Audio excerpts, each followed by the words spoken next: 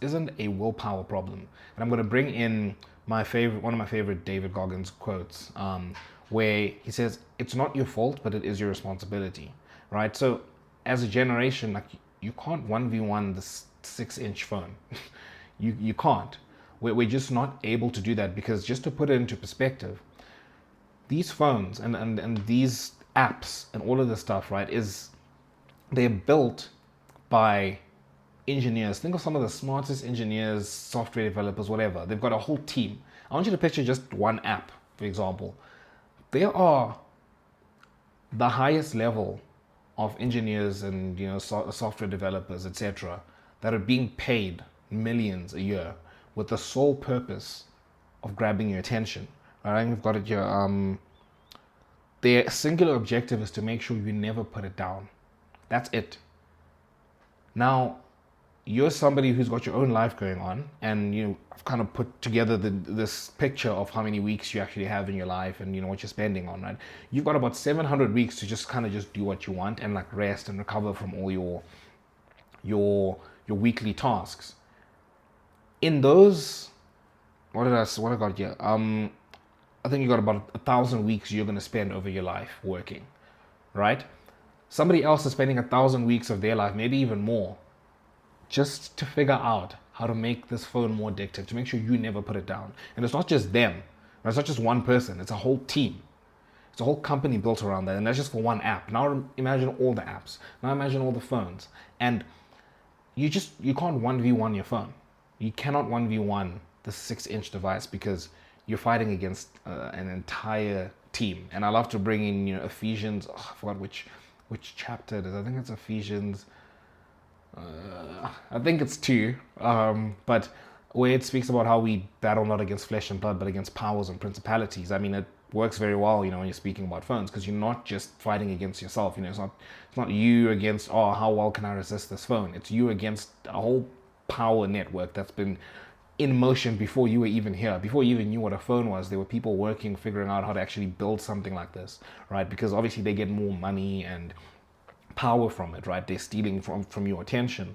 And it's important for you to realize that you're not just fighting yourself, you're fighting a whole team.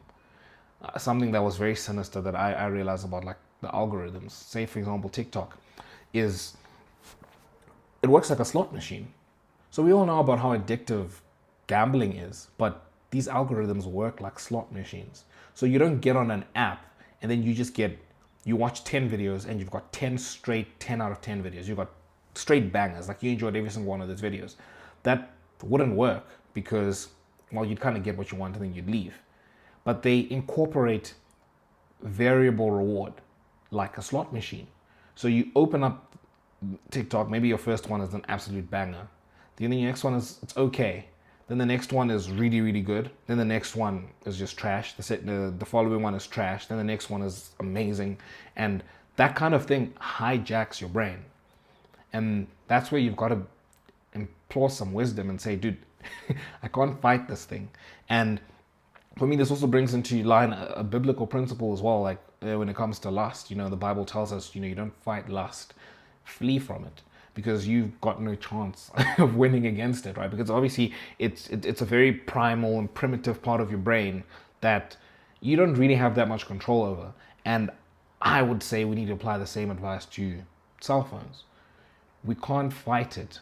And for me, just for some context, something I learned, or I just started your English, something I started implementing, there we go, there's the word. Something I started implementing in my life over the last, let's say, 2 months was, I was listening to Chris Williamson's podcast, and one of the questions you got asked was, what is the highest ROI, what are some of the highest ROI activities or life hacks, you've learned about, right? And ROI is just return on investment. So that what's something, you invest in and it gives you, incredible rewards, right? And one of the things he said was getting an alarm clock, because you get an alarm, my English is just not with me today.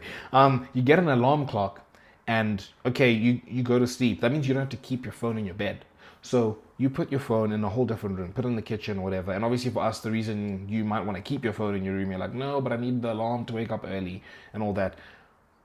You got an alarm clock, now you don't need to have your phone in your bed. What that does for you is you don't have to be like, oh, I've got my phone here, I'm trying to go to sleep, but oh, let me just scroll on TikTok for 5 minutes, which is never just 5 minutes, right? It's it's not there. I don't have to make the decision. And that's where you're fleeing from it. Now you're not fighting the phone head on. You've put safeguards in place to protect your time.